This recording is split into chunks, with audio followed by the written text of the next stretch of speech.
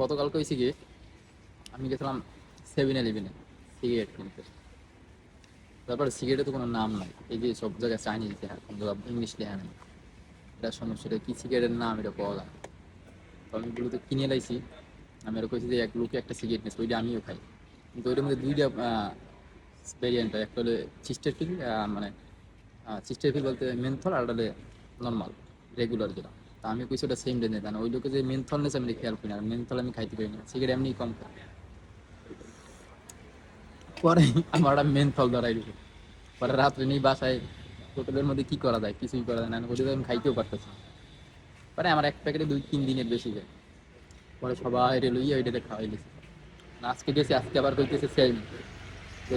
সেখানে গেছি আর আমার কাছে সেম নিবি।